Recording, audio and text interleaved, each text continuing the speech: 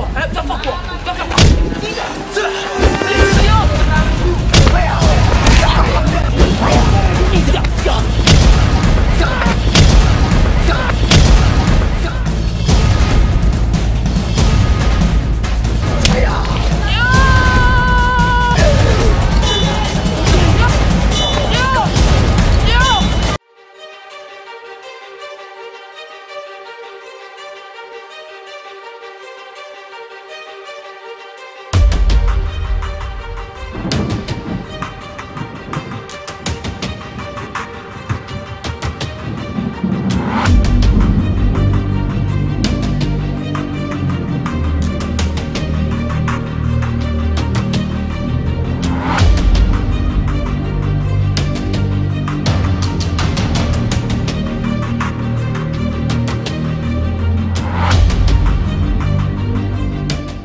Voilà, très chers fidèles, Internet de Vérité Universelle TV. Bonjour, bonsoir, ça dépend d'heure. Vous nous suivez partout dans le monde. C'est bien moi, la vôtre humble servante, parfaite Mylène de la poupée noire de la poste. Donc aujourd'hui, je reçois pour vous Maître Jonathan. Babi Maître Jonathan, Maître Teke, Maître Menisa Betty, c'est un liba, Babengi Maître. Non, attends, vraiment Maître ya karaté. Donc on appelle Simbote et pas boss de boss, Maître John, Babi 1000 fois boss. 1000 fois boss Maître John, pourquoi pas son cœur maman Micheline Babi mère boss na bossa noté na bossa noté Maître Boyka Elvis Boyka Mbula Makofi donc ils arrêtent comme va maître dans son aboko te razua te c'est quoi nos maître te donc aux émissions va maître te boire ba maître quand on est dans la même morale na cameraman ngai Gord Singi panzela nga tabeta beta masolona Maître Jonathan. Bonjour. Bonjour, merci. Maître Jonathan, bonne santé? Très bien par la grâce de Dieu. On cas très bien par la grâce de Dieu pour tout le monde à Saoudi quand des alaka. Vraiment. C'est présenté la bateau non baye beauté baye bois aux anani. Premièrement déjà, je crois que journaliste Saoudi je réponds au nom de Maître Jonathan, autrement appelé le Maître Subor partout Moutinho Saebi. Je suis ceinture noire 3e dan en karaté Shotokan. Première dan na taijutsu ils ont mélangé dans le sport dans la discipline pour le grand Maître John Aebi depuis nenga banda ko apprendre biso tilelo toujours continuer toujours kobagara toujours c'est un peu ça et puis autrement un artiste des arts martiaux et puis un cascadeur de filmer des actions c'est un peu ça. Ok, voilà, qui tout n'est pas se présenter donc j'espère boyo qui ne bozawana. À Maître Jonathan ko yebisa biso des pro bandi carrière na ozaki na nenini tina lelo to comme en 2021 déjà combien des années? Oui, vraiment donc na banongo depuis bon mois donc na âge déjà il y a 5 ans déjà ba yo tikora kuna ko travail parce que son na sali ba néwana na koka vraiment te na donc on va vraiment te expliquer on ba tout donc ils a vraiment sali ba né belé vraiment mais si le lot na demeurer toujours na armation au sport au Moutinho Saebi. OK, on se demeurer toujours na club au bandela carrière na ya karaté to au tambo na ba club belé. Bon en fait na zo demeurer na club na utilité na se déplacer déjà na zalaki na club na pesi ba mbote place baza ba grand maître club on a outela na pesi bino nyonso ba mbote vraiment koka bwana ezate ke eza ba rancune te koka bwana lingi la que ke faut boza na ba rancune non donc vu qu'elle a se déplacer kuna ce qu'on a na club USV Chotorokudan na club oyo ba grand maître au bazali banda mboka grand maître Dorcas grand maître Philemon grand maître Patrick grand maître Christian Suko oh bah sur responsabilité toi entraîner bah toi encadrer jeunesse donc on a ISV Chotorokudan les gens qui tambo précisément na école la fraternité tout ça voilà ce qu'on a influence ça qui yo au côté de musala karaté parce que misala les ébélés on a fait ça que petit on a au côté de musala qui karaté vu que là nous on a vraiment a vraiment trop ba film à action ba film on a vraiment tout à la Jackie ba Brice Nando est-ce que peut vraiment rosala vraiment au ba mo sala Nando c'est limité mais ils a qui na grand maître mon boto ando vandani parcelle moko ando fouté là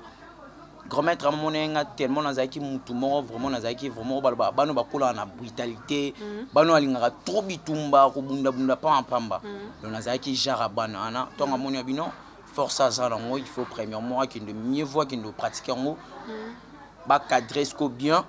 et ça il a fait mboka un jour des grands maîtres d'orchestre place à ça grand maître depuis South nabi que makamuno de Jésus dans le bon bientôt tout le monde en a biso grand maître d'orchestre Tibouyi nda yo memanga na club beaucoup d'une place na place ya Zalaka et puis ndelelo naza sou alante naza qu'on a club ISV Choto Rokudan pesa fondé par grand maître d'orchestre. OK donc tu le grand maître d'orchestre c'est moi na moi c'est moi mobali grand maître d'orchestre Tibouyi aza moi na mbali aza vraiment moi na mbali voilà na kasi lokola aza moi si et puis ça makambo ya karaté bana baspe basala oui bana baspe basala ka to sala banasi tozana banasi chaba depuis karaté une équipe nationale tozana bangwana tozape na bato belé so bomona na belemana tozana ba fille mo bo toujours cadre na ba travailler bomona bangwana ba travailler donc pourquoi pas moi c'est ça là qui moi c'est faut faire ça la sport premièrement aider na souplesse ma mutu yo moni basi lelo babasi ba kilo mbala rotinde som kendo som kozo ngata kopo kuna on a lembi poani trop de colia trop de kilos ya moi comme c'est bon donc moni moi c'est face à la souple ba ouais bise bo kende boy akei sauter boy à sauter on comprend ya ko sauter ko sauter te kwa nini aleki mobali ba obi mapemba la moi kene di banda luki mutu mo za na souplesse vraiment donc boyoki abino baso bozala kilo donc ko luka no te ke na dimni na sala boy ke ka karaté un mesure vraiment ya bien on sala ke comme souple donc et ça là que papa malibanda te azaka place mon encore voilà maître Jonathan plutôt maître c'est tout à fait normal papa la maït maître John tu as déjà combien de fois Obima déjà combien de fois champion dans sala wa karaté bon plusieurs fois champion tu voyager pas trop malgré moi canabiso balinga vraiment soutenir ba jeune talentueux té balinga toujours kozwa o eza vraiment utilité ba commission utile mais o eza utile ba rejeter en ba tout ça ba tout mon ko boé to ko la boété mais par la grâce de Dieu aussi ba tout ça vraiment tous autres travaillons vraiment na mutema na biso avec volonté mais le lot sotali en réalité makamu il faut pas vraiment tous ala na ba ita tous ana ouais parce que ba avantage ni ni bozala na musala ba avantage c'est beleux. Avantage premièrement avantage c'est ba voyage avantage c'est ba sponsor ba producteur ba sponsorisé ba partenaire et atimbo on enjeu que non yo nous a bungana comme à partir de l'homme manager na comme manager comme ça là ba combat que ba signer OK vraiment avant bunda combat au signer caché vraiment bimi aux pela bien eux ko sungo pe somba lupango eux ko sungo pe somba moi voiture eux ko sungo pe sunga pe ba tout orphelin donc tout consort là donc yangwana voilà donc ça que ce que travailler bien ndé aux ala paix au benda pe bato bien vers eux mais ce travail ma bé ba ya pété donc c'est un faut travailler dur et vous ba désavantages ça que non na rose ndé Tibouyi na rose peut-être une équipe nationale de tous qui mutoya na transport nemoko équipe nationale ba désavantages déjà ya moi et puis deuxièmement gozani na club moi na rose choc mais yo mettre parce que tous ça différent là ba mettre et il faut tout ça la moi différence soit là ba mettre sous moi la rose choc na ratia club atindi pas ba parents mais première souhait ou dans la club première souhait ou dans la club et puis mettre peut faire azala na suivi à moi na oazu choc wana il faut quoi assumer responsabilité moi na parce que pendant que mettre on a assumer responsabilité on a té tant à qu'est-ce que l'anda ba parents na e ba ko sepelate moi na comment fait ça kenda ki sport tant azongi na pota azongi ya obukana monte que ba parents ba ko agir pe mabe donc un maître tant de choses à cadrer batou yebara kozwa soin na bango nyonso ba responsabilité na bango un maître ce n'est pas dit seulement ya ko ganga ngala za maître non un maître premièrement quand on parle de maître le mot maître vient de la mot maîtrise faut ba ko maîtriser bana ko encadrer bana ce que soit encadré même donc exactement que soit am kolo na onde ou ko encadrer te ngala encadrer peut-être sous bazami kolo na nga bazana on a déjà ça na maboko na bingo mi da mwana na opo yo déjà supérieur na donc tant toujours encadrer bango faut to assumer responsabilité na bango si na suka ko assumer même na bétide na bango ko landela mwana soki réellement atangaka so ou atangaka te comme ça le club est ko responsabilité ya mwana na ba ko futele minerval soki club wana bazana présent soki club wana bazana ba partenaire soki club wana bazana ba sponsor mais pendant que club wana bazana ba toana te et ça la fait impossible pour na ba assumer responsabilité ya mwana wana azwaki choc soit azokaki donc on va mettre tout ça l'effort vraiment même si na club oza moi na eu choc faut toujours quoi assumer même si na petit rien no touchaka yeba quoi assumer responsabilité à moi na voilà c'est comme ça quand on peut assumer responsabilité en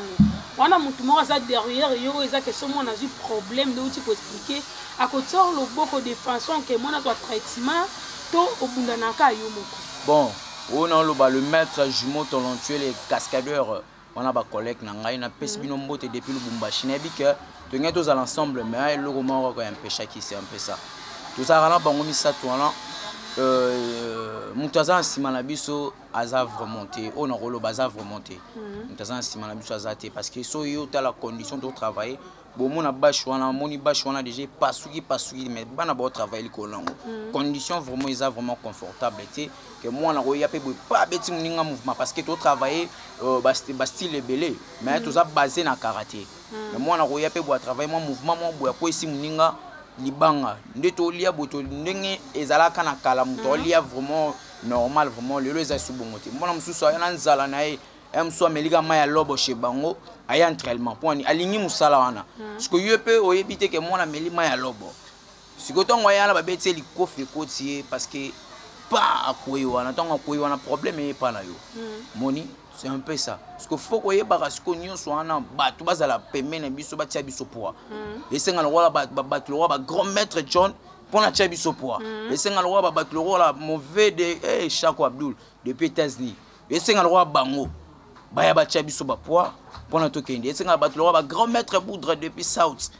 batia biso ba poa na yebi ke koliana de Jésus ya grand maître merci beaucoup na CPL fort donc esenga bango de baya batia biso ba poa vraiment pour na nini toi assumer per responsabilité na batu nyonso ba sentir que même si na 100 francs na yo ata 1000 francs na yo et ko contribuer esenga ke boya vraiment bo tia biso ba poa c'est un peu ça depuis banda carrière na déjà la sélectionné na équipe nationale ya karaté ou pas bon nazala déjà sélectionné l'équipe nationale y en a outé koloba ce qui holandais vraiment bien dans le loba qui que non l'équipe nationale tu allons sélectionner mais donc il y a ma propre force na biso donc dans ma propre finance na biso donc babande ko financer vraiment biso té na Italie transport au moins na yo ken ba pe transport na yo moko kenango mais on a une équipe nationale les a le roi club té équipe nationale les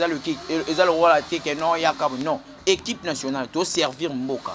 donc to servir mboka il faut ba peu ko assumer ba responsabilité na biso mais kuna bando ko assumer ba responsabilité na biso té ba contre ka kezalaki pour nini mambo tribalisme pour na wana za muswahili bazusu mwa na bango muswahili batie wana pour na wana za mukongo bazusu mwa na bango mukongo batie wana donc bazo mona te que talent mutu wana zo travailler mieux que o wana batie mona ba ke mboka ba sko ba ke voyage kuna ke ça ne lo monter yango moniteur ba kendaki kuna ba bango nyonso mabumoleka bango nyonso parce que ba sala contre donc monique équipe nationale tozala wana to viva mambo équipe nationale to yebi ndenge équipe nationale etambolaka to yebi pourquoi pas ya roloba ba bien na bango pe na moi muke bandoza la pe bando pe sabiso mais sur 100% en roloba o bando pe sabiso ekozara 1% na ba transport na non 9 wana biso moko ouais voilà merci beaucoup na pas vous dit masunga ba di mobala mbinga na kata Paris mobala lingi mibali tuna mbinga donc boyisa mokino pourquoi pas Torres Mwamba mobala pembe bon tonton na kata Paris vraiment je vous salue nenga na tuna depuis pour banda carrière est-ce que gouvernement na biso bataka bino poids ou pas bon gouvernement depuis na banda carrière na ngai ya sport gouvernement na biso vraiment si présentement le roloba jusqu'à présent il est morté jusqu'à présent vraiment elo komoroté et ils allaient mieux peut-être na bato libando bazolanda biso ba mikili c'est tout au bolinga sport na olinga sporté tant que banana tant que ba jeune boy au lieu que nous sala mo bulu ya que nous sala crime ya que donc armes sur tout ça na ngoto comme ça na nenga crime non tolinga vraiment bino bozali bana mboka bino tout bo soutenir biso ezala vraiment bien ezala fierté na bino na fierté ya mboka pona nini bato baza aba négliger biso ba ke non baza na ba responsabilité mon boya ko assumer à partir na biso pe à partir na bino ne boko activer bango voilà tout le monde a bino ko sala ba karaté na ba terrain bongo yana bato mosusu basala mapanga bato mosusu basala ngo na baterrain batandi babage déjà lobeke oza na bana na yo oyo informaka sikoyo na terrain wana bofutela yango mbongo to ezala gratuit na konta mosala bamosalaka ndeti baleta bakomamapende yebisanga ata lelo kutu ata komambo église kutu echangea église kutu mpona kende ozwa place ofo mokolo lupango wana aloba boza na garantie soit wana garantie te bwanda ofutanga chaque fin du mois boye place ofele ezalaka te l'église coûte au sentir que non aïe vraiment le pasteur aïe boisser en place ata pas sœur le bagage non que solana maman le bagage non papa t'as la place boy et c'est en moi quelque chose ne peut biso ezande tu biso place tozana na la fraternité ezala qu'il bosso bando benga laïque batunyo so babi na kitambo école laïque likolo la fraternité le lieu changer comment la fraternité donc eza place moko bosso côté wana mona que structure na bango ezande mususu donc tout ça là est fort il y a kokanisa moi chaque fin de mois avec un petit rien ne to kanisaka ya foot à place wana président Malou ayebi o azwa biso vraiment wana ayebi vraiment ne tout ça là o balobara sona lingala titiana so ki titiana ya kokabola ya kozwa to sangisi to pesi voilà c'est un peu ça. Voilà, donc bino moko boyoki ndautu lo bake basala ka fils que tinsani pone sala ke ba futa ka place oyo ala kisaka bana karaté to comme le vraiment na suka question na ya suka eza que tu opasara okoma ndenge ni na musalo qu'est-ce que tu penses musala oyo memona ba niveau ni bon premièrement musala oyo na pensara nango vraiment musala vraiment na pensara nango vraiment que nazala une grande personne pour que le lot mon inde tout monde que battu belé ou bon travailler le lot qui na armation pour nanini enfin que le lot armation moto comme même on a pas du charme roboué il y a kuluna trop il y a qui banditisme donc c'est un peu ça mais on a pensé premièrement que non na aro non ça là et fongola tout sous ngapé battu donc on a pensé rapper ça là sous premièrement ba film ba mona to penser à produire ba film enfin que lobby p na mboka na biso Congo R2 ba lo ba keno baza vraiment na ba jeune talentueux baza na ba cascadeur. Voilà très cher fidèle abonné de Vérité Universelle TV donc bino bozola na vraiment ndenge tozo solo la vraiment na mettre bozola na ba réponse na ye vraiment donc botena ya regarder na olo ba surtout olo ba na mutiti olo bela ka carrière na ye na ndenge musala na bango ezala ka do boko woto yo ka alobi boto landa lobi ke ana bana na ya ka ka vraiment poto kende malamu non c'est plateau ça immense wana vraiment botala ndenge bana na ye ba ndinga kata ka bango ndenge basala ba répétition na bango ya ki karaté wana to landa.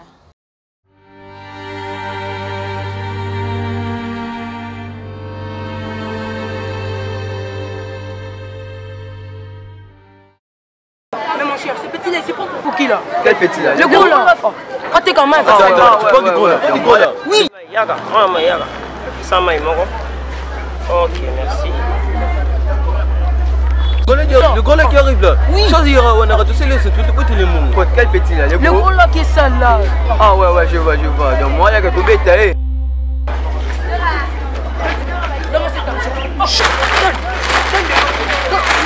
Tu vas faire quoi? Tu vas faire quoi? Hein? Tu vas faire quoi? Tu vas faire quoi? Hein, quoi? Hein? Tu vas faire quoi? Tu vas faire quoi?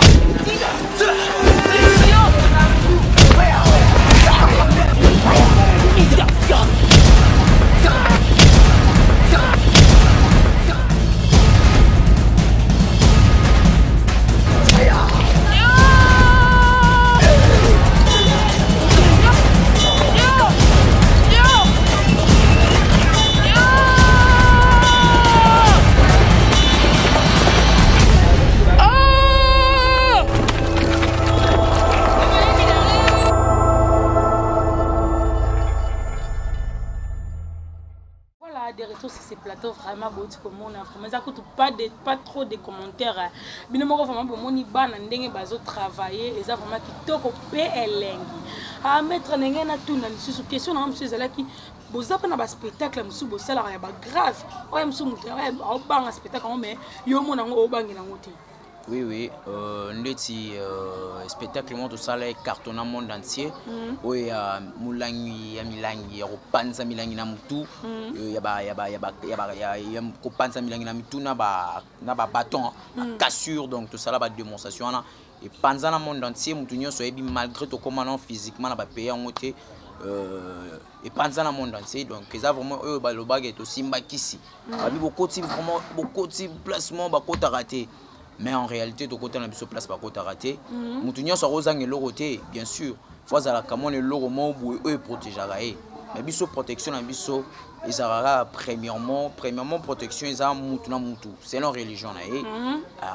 Et puis deuxièmement, biso de se concentrera. Ma casse vraiment l'entraînement, ma concentration. Donc, un sous la mouki 4 heures. Un entraînement, c'est 12 heures. Parce que si on a moutou bon, esprit n'est pas changé, tu es changé. Au moins, on a moutou sous la mouki sous 2 heures. Donc, après, check moutou na se ma kololi kolo. À concentrer tête. Pour la question, moutou n'est qu'un comme solide. Il y a ba bête moulani et panzana. Donc, ba panza biso sangoto simbi ba kisi mais kisi zate. Biso nyonso ka tozaka na kisi moko yebani mokeli na biso nyonso nza kombara yende protection na biso tout mutu msalo ba na kosi ouais na kosi mais na pena makambo ekozanga ta makambo zali makambo eza nini kaste ba ngapena eba makambo ala so bien peut-être okota fulwa te na kota na fulte na résister tinde na osengo boye ngapena obela nzako yo pozana makambo na osi donc mutu nyonso azangi makambo ta vraiment donc c'est un peu ça. Si on est tout le monde a bino tout moko. On a 5 personnes, 7, 4. Parce que pour nous ils allaient à Nîmes. Et quand il y a ma case que les cabotans tout, on m'a appelé à résister. À quoi il a pété. Premièrement on le bas, l'eau est très important. Ko vimbe za assurance te. Ko vimba ko betali bende est assurance te. Mutu musu to role kanena nzela bo peut-être ayebingate. Oyeba te ke na maître.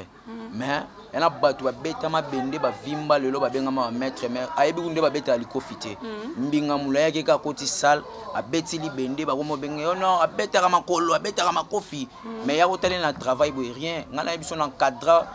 oh babenga lelo na rotanga ba kombo na bango te sala vraiment propreté oh lelo baza ba garde corps vraiment ya batu oh vraiment moni ke batanga ke ba banga gae mais so mon encadra gae na travail saké mais so le monde na zoé onzimate et puis un maître faux à la kamona faux à la mutu un maître ce n'est pas dit que non trop de lingala voilà on a l'obité na lobina ndenga mabete trop de lingala ce n'est pas vraiment propre et puis faut mettre déjà faut ça la formation mon boye pour nous beaucoup encadrer bana moni bana na baza baza na ba question moko soki baye wana onzimata vraiment bana ba question mon so ba tunio boye so mettre za maele te ozong sene lingala ya tout nos blocage wana tout nos blocage wana en français mais non yo ce que expliquer en français donc bana donc faut ça la vraiment un maître moko faut ça la intelligent et puis il faut ça la sagesse. Et puis un maître ce n'est pas dit qu'ali bende, un maître ce n'est pas dit qu'au cadre ba kuluna le loba qui on met là-bas bombé, vous comprenez? Donc un maître ezara bon moto encadré ou donc un maître solo là élève ne le roi mninga na ba pesa la bambote. Ndeti na bi ba maître mo boyo ceinture jaune mo ben maître nga soit nga fort. Et soit nga makasi vraiment parce qu'il nga souffrir fort pour la ta ceinture noire pendant qu'on m'appelle en 3e dan. Parce qu'en parlant c'est que ceinture jaune à un maître té. Ceinture jaune aux élèves, donc tout ça la première de tout en première, 2e, 3e, 4e, 5e, 6e, comme la première sur le logo 7e, 8e, papa. N'engé pas à la karaté. Donc karaté est une école de karaté. Expliquez-moi dans la ceinture, banini, ba ceinture ango. Ceinture jaune itité dans nos années, noir, ba itité dans nos années. Voilà. Vous avez vraiment une question vraiment très importante. Monde dans la classe non première moutaillé à Kobani la première non bani la première primaire 2e primaire deux mon dans sport na karaté style Shotokan école de karaté mais vu que biso surtout la conception ba congolais soit na conception bakinois bazaka na esprit que non yoloba que non wanezara karaté mais non na Japon so ki okuta ba mutu vraiment zu cahier a vu vraiment sac à quelle classe n'est Kenya à quel karaté autant rien que karaté vini mobimba c'est vraiment ça donc atangeliga karaté atangeliga judo yongo mona so ki azo s'exprimer boy azo expliquer mutu ba point victoire na oeza vraiment très important mona ke mutu akamu ba point victoire na ba point faible ayebi ngoni pourquoi parce que ayebi premièrement atangeli yongo trop ayebi coup de poing ne bimarabou ayebi le colonne ne bimarabou a repèse na précision nango donc c'est ça qu'il faut au niveau. Par là, tout ça, la différence, c'est ceinture blanche, Aza Koei. Là, c'est langue japonaise. Aza Koei. Koei, c'est un mutoyo, abandi sport, sika. Donc, ceinture jaune, déjà, a commis dans la deuxième. Ceinture orange, a commis dans la troisième. Ceinture orange, ceinture verte, a commis déjà dans la quatrième. Donc, nous avons maturité, sagesse, intelligence, nous avons changé. Nous avons tout ça la différence parce que la différence c'est ça que il est à supérieur. Il est à supérieur, il est inférieur. La différence, il y a une ceinture, il y a une ceinture, non, il y a une supérieur. Il faut respecter mon à Vimbate. Ndetinga onzimate ba place musu bata ah maître montre nous autres mikem poussé la koti we ba fimba ba saluer nga batu bazaki oh mais bo saluer ndeni azametre ba respecter selon ba grade na biso yango na moni que différence ba ceinture yango wana parce que différence na tout le monde ba couleur est-ce que champion des champions soka na couleur ni oh champion t'es champion na ngaso na biso pe champion nga pe na koi Fosco peut-être nde oyebi vraiment bien te il faut na préciser batubo bolanda ba yeba champion za muto akio sa la compétition abimi a apporter victoire nde ba bengi champion comprendre net sisiko na ndenge lobi ke non o suki donc ba grade de suki non voilà tozana Suka na 12e, mais jusqu'à présent dans le monde, Moututa comme 12e dal. Moututa y bisote ngana grand maître, même moi, même ngayo nazaboui. En réalité, le ceinture noire bobengeka ceinture noire Shodan. Mais ceinture noire le lo Moutunyo sera mo bengé maître. Ceinture noire Moutunyo sera mo bengé maître. Non. Un ceinture noire 3e dan, c'est celui qui apprend les élèves la voie. Comprenez? Il y a apprendre batou, apprendre bango chemin, apprendre bango nengenini, yako vanda yako tanga. Donc c'est celui qu'on appelle professeur, soit le loyo ka mutu abenge sensei. C'est ça. Voilà, tu peux montrer la question na ya suki zake ko pensa musala na o mimosi na niveau. Premièrement musala premièrement na pensa ngo et produire premièrement ba film d'action. Parce que toujours ça là on le mona que non ba Brice ba Jackie quand na ba Jackie baza ba karatéka ba Brice baza ba karatéka le lo mona bango ba travailler ba film ya action pourquoi kaka ne loko baza lango siko ba memi ngo siko na histoire enfin que ba éduquer masse ba éduquer bato nyonso ba travailler ka armation na ndenge ya mabe ya ko kendo côté la bato ba ndaku ya kendo ko bomaka batu ya kendo ko viola batu. Donc, balongoli siko conception, balongoli bato ba travailler armation soit sport na conception ba memi bon ce qu'on a conception eza que non correct nengi non ça sport boisa pour na vie de non ça sport boisa business le sport il y a lelo c'est pas le sport otoyeba na kala sport a lelo comme business donc sport a lelo comme business mutoyi na mbongo na changer vous commencez à travailler avec lui papa yo produit mama là mouillé pas bénéficier. C'est comme ça qu'on fait dans l'art martiaux, dans le sport. C'est comme moi, on a pensé. On a pensé que le Lomonique a tourné un film, tout tourné un film, pour métrage à Pétuana. Donc, produit, production. Congo Suisse TV, la grand maître John a Tcheba Matos, Nangé, de tourner, n'a pas Pétuana. Réalisateur, tu pas réalisé. Pourquoi? On n'a pas vraiment de finances, il y a un réalisateur au hasard. Plus mieux que nga yebi vraiment pour la nine aya mbongo isati mais esenga premièrement mbongo yango moni ba Nigeria bazana gouvernement na bango moko etia bango poids et soutenir bango afin que nini ba produit ba film le tout monde le Niger est cartonné dans le monde nyonso ata ba théâtre papa et biso yo kana té mais so yé vraiment nyonso yebi film Niger pourquoi pas biso pe na arme surtout travailler to bimisa mboko eyebana vraiment to bimisa vraiment mboko eyebana dans le monde c'est biso ba congolais ba travailler ba film ba action bon ba congolais ba travailler ba cascade bon ya sauter mituka oui to sauter ba mituka ko sauter ba deuxième niveau ba Jackie ba sala rana ba mise en scène je vous dis la vérité mais biso to na réalité tozo pesa makambo enfin que mutu nyonso sepela non sepela na batu nyonso bazana besoin ko soutenir biso ba ya vraiment ba soutenir biso to tourner ba film il y a bien bozala dessus que donc il y a one eza que ba penser na ngeza ba production ba film ya ko sala ba film pona ba film mboka na biso ezwape honneur et ba na pe donc eza une chose eza bien non c'est vraiment même la présidence président Fachi Beton donc comme ça vraiment papa ya ba jeune donc à mon avis sopé. Merci vraiment de beaucoup pour la nabilement boyo qui ndenge maître John a expliqué vraiment comme la mission maître Jonathan plutôt voilà donc maître John a pas qu'à mettre malgré les côtés là belé mais tout ça maître Jonathan donc beaucoup qui ndenge a aussi expliquer vraiment maître Jonathan ba dédicace na yo na numéro na yo téléphone pour te communiquer sur merci vraiment premièrement on aussi merci na bino mutu boya minga na vérité universelle TV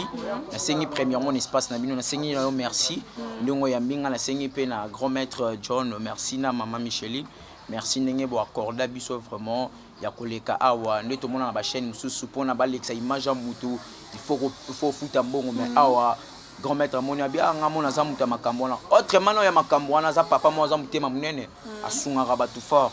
donc ndo moni ya ngwana pesa biso pe accès au yakoya et pas la bino tout ça na bino émission na yo pento ya mbinga vraiment merci na pesi premièrement na pesa na banda premièrement na maman na nga botinga lelo o mukinyo so moninga aibike wala maître na maman Solange Sola Mambu donc depuis la maison na pesi mbote et puis sans oublier na pesa lisusu na famille na nga mobimba famille Solange famille Mambu Sola Mambu na pesi bino mbote bino nyonso tout donc na pesi premièrement na grand frère nanga donc Jean-Cyle Le Mal les grands réparateurs ezalata téléphone yo ate beba ndenge nini so ye na ngwane ko zonga vraiment et ko zonga ezalata donc ata display wana muto azo solution te so ye pa na solution ezwama vraiment na pesi pe mon vieux Abdul Chako donc au mêlé Chako na moi sinaye donc jeune vraiment babalani jeune vraiment couplement bien vraiment bu pesinga pour ça au bal avant l'âge na makambo eza non Hollande bino toujours au mêlé Chako na moi sinaye Esther la pesi bino mbote couplement bien la PCP sans oublier la pesi mon pasteur Amos local mbeli popola batu boka mon kombo wana donc dia popola fort la pesi mbote place à ça. Et puis sans oublier la PCP maman langa Mireille Mboyo donc voilà la petite sœur de mon père Monsieur Mbote place ça sans oublier la PCP na président Jeko olobaki a maître ozo les gars sunga zala calme donc président Jeko na Monsieur Mbote place ça na PCP na mutatika ngala mabonde liata matingomba 4 fois ye ngombe koma lokola ndaku mangenge ngenge koma lokola ndaku frère Plamedi Makema atanga la prier te me prier nezo protéger nga donc la PCP mbote place ça la PCP na grand maître Boudra Sabaote na mère na PCP no mbote moi c'est maître aza maîtresse donc la PCP maîtresse na biso mbote na PCP na petit Sabaote mutazo kola na esprit déjà ba sud-africain na pesi mbote pour na bika déjà novembre de ba kolezo ya na ko beta ngo pe na olekaka a la monde au monde ngo bekaka donc na pesi pe na nani na président Malou na mère Mireille na pesi na tantine nanga depuis Libana Mboka tantine Eli tantine Micheline tantine Judith tout le monde sans oublier les jumeaux talentueux mes collègues la PCB Mbote, grand maître Christian Msombe, grand maître Dorcas Chibouyi, grand maître Patrick Kanoa, la PCB Mbote, vraiment tous les grands maîtres la PCB Mbote. ba grand maître tout ba bengama ba grand maître na ba maître na ba élève na pesi sans donc na ba élève ya ISV Chotoro Kudani na pesi bino ba mbote bino nyonso tout na pesi bino vraiment ba mbote donc ba mbote ditoko bino tout na pesi bino ba mbote vraiment na sepeli fort na bino nyonso. Voilà, merci beaucoup na Maître John. Hein? Maître John, merci et belé pourquoi pas mon cordon qui koyo ça va cordon intelligent na bosanté. DT Fabrice Lundombi Bambo Tébélé, vraiment je vous remercie. Quant à moi, parfaite bien de la poupée noire de la poisson, on se retrouve à la prochaine numéro. Bye.